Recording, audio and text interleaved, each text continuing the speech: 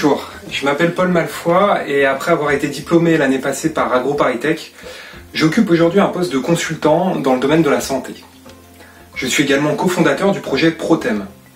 Ce projet vise à développer une solution d'enrobage alimentaire comestible pour fruits et légumes. L'idée est de proposer une alternative naturelle aux produits phytosanitaires aujourd'hui utilisés après la récolte, dans l'objectif de prolonger la durée de vie des denrées protégées. En offrant la possibilité de stocker les fruits et légumes plus longtemps, le projet vise aussi à réduire la tension sur la chaîne logistique de distribution.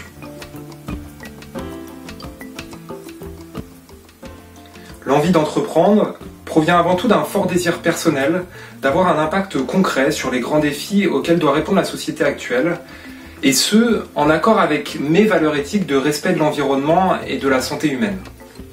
Associé à deux amis partageant ces valeurs, le projet est né d'un constat très simple. Aujourd'hui, il y a trop de gaspillage alimentaire en France comme à l'étranger, et il est devenu impératif de trouver une solution durable et respectueuse des productions. Associé à la découverte d'une molécule à fort potentiel au travers de nombreuses recherches bibliographiques, le projet Protem est né.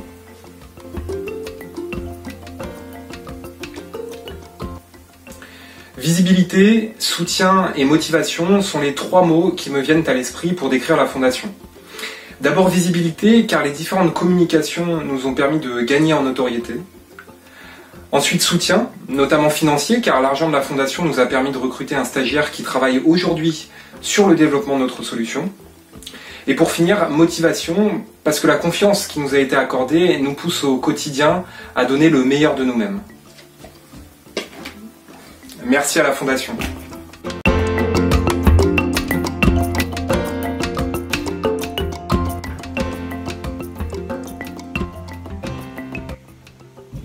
Bonjour à tous, je suis Chloé Delatte.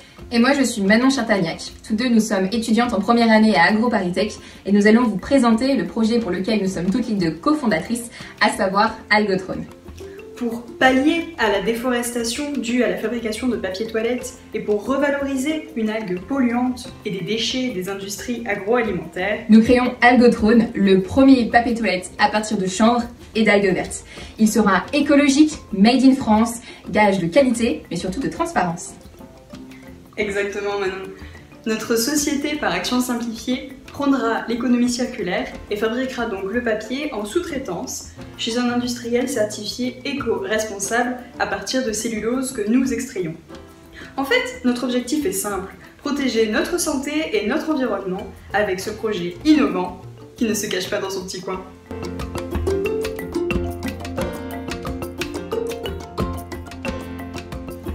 Eh bien, Chloé et moi sommes partis d'un constat très simple, à savoir que ce produit d'hygiène ne respectait pas du tout les grands enjeux environnementaux de demain. Or, nous sommes portés par l'innovation, par le changement, mais surtout nous sommes très soucieuses de notre environnement, et c'est pour cela que nous avons voulu créer un produit qui permettait de verdir le marché du papier toilette. En fait, ce projet est né à la suite d'une initiation à l'entrepreneuriat à la faculté des sciences, où il nous a alors semblé évident de poursuivre le développement de cette idée qui nous tient tant à cœur. Et maintenant, Algotrone fait partie intégrante de nos études.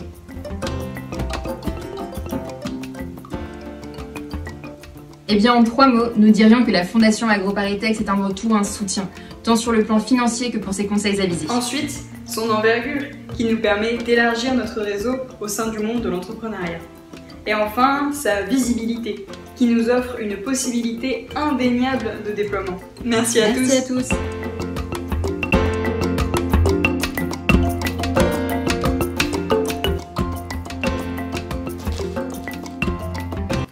Bonjour, je m'appelle Annie Adiogo, je suis entrepreneur incubée au sein du Fooding Lab d'AgroParisTech et j'y travaille sur mon projet qui s'intitule Glim Africa. C'est un projet qui vise à rechercher de nouvelles voies de valorisation des ingrédients d'Afrique. J'ai travaillé dans un premier temps sur le niébé, qui est une légumineuse qu'on y trouve de manière courante. J'ai développé à partir de cette graine une gamme de farines et de pâtes alimentaires. Mon objectif est de réaliser dans un premier temps la transformation et la commercialisation au Cameroun. J'ai souhaité entreprendre parce que j'avais à cœur de pouvoir apporter une solution qui puisse avoir des bénéfices à différentes échelles. De formation et d'expérience, j'ai été manager en industrie agroalimentaire. Donc j'avais une volonté de pouvoir créer des emplois au Cameroun en premier, mais que ces emplois puissent permettre de soutenir la production locale et également que les produits qui soient développés puissent être une réponse aux besoins des populations qui vivent en milieu urbain, notamment en termes de praticité, parce que c'est un enjeu fort, pouvoir développer des produits qui soient rapides à cuisiner, également au niveau des défis nutritionnels. En 3 mots, je dirais action. La formation m'a permis vraiment de passer à l'action, implication, et je remercie tous les acteurs, et communication.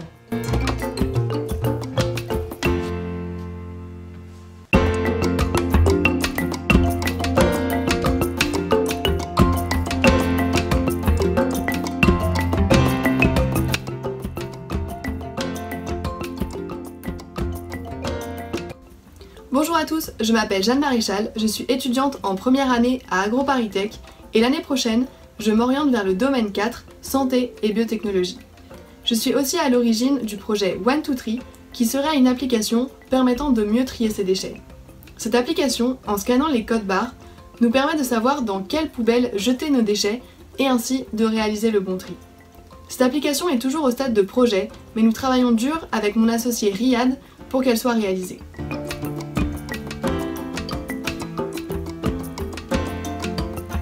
J'ai eu l'envie de créer One2Tree car j'en avais marre de mal trier mes déchets. Et j'avais beau me pencher à l'arrière des emballages, je ne comprenais rien à la signification des différents sigles de tri. J'ai donc eu l'idée de créer une application qui allait automatiser ce décryptage et ainsi m'aider à réaliser le bon tri. Et c'est comme ça qu'est né One2Tree.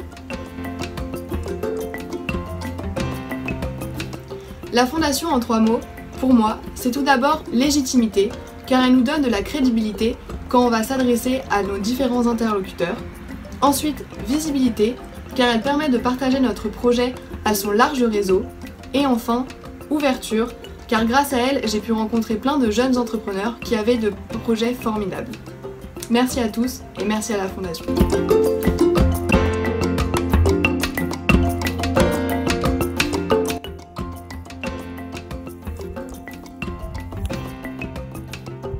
Bonjour, je suis Tanguy Jean, actuellement étudiant en année de césure à AgroParisTech et trésorier de l'association étudiante Red Wine. En 2e année, je me suis spécialisé en ingénierie des aliments et pour ma 3e année, je vais suivre la spécialisation en génie des procédés afin de travailler, une fois diplômé, dans l'industrie agroalimentaire comme ingénieur en production.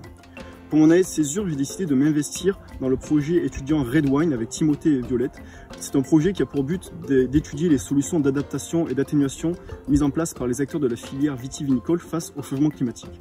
Nous allons partir pendant 2 mois, pour des mois de juin et de juillet, sur les routes du sud de la France, donc dans les vignobles du Languedoc-Roussillon, de la Provence, du sud de la vallée du Rhône et de la Corse, afin de rencontrer une grande diversité d'acteurs, donc des vignerons de différentes tailles, de différents domaines, des chercheurs et aussi donc des techniciens, afin de voir comment ils s'adaptent concrètement sur les terrains face au changement climatique.